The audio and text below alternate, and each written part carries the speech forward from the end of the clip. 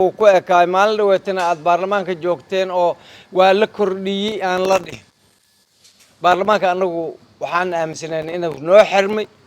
oo xariya haddii isniinta berri ah oo baarlamaan jiro waa sharci darro waa muxuu ahay in laga gudbi sharcigii in muxuu ahay baarlamaankii oo xiran si iskiisa oo ajendaas ugu samaystay laakiin wixii ka dhaco berrito baarlamaanka aniga horta ma tagayo oo dadka la ganaxan ka mid ah laakiin boqolaal daahiraa joogta boqolaal daahir ayaa joogta boqolaal dadka la ganaxay magacyadooda oo kala joogo oo muxuu ahay berri diyaar u ah aadamadooba inuu muxuu ahay meeshiis gal ay ugu daba galaan marka berri wixii ka dhaca kulay saxaafadda tiin idinka u joogi doono muxuu ahay idinkaana aan warkiina aan aniga gurigeyga ku dhageysan doonaa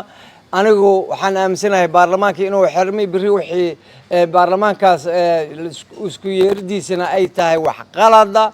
oo aanan sharciga waafaqsaneyn qodobka 82 farqadiisa labaad ee xeer hoosaadka ayaa dhigay in kalfadhiga 4 sano uu yahay muxuu ahay heshiiskana sharcina aan la keeni karin sharci waxa la keeni karaa 2 bilood ugu horeyso wax sharci oo 2 bilood ee hore noo yeelay mala waa dhameynay sidaas uu baarlamaanka ku xirmay aadan marka wuxuu rabaa inuu shilmaadkiisii la siiyo uu ku shaqeystay bal aan aragno inuu baarlamaanka asaga leeyahay in kala berrito intii la ganaxay waxaan filayaa dad nasiib loo jiifin doono inay yihiin dadka berrito diyaar ku ah wajaho asaga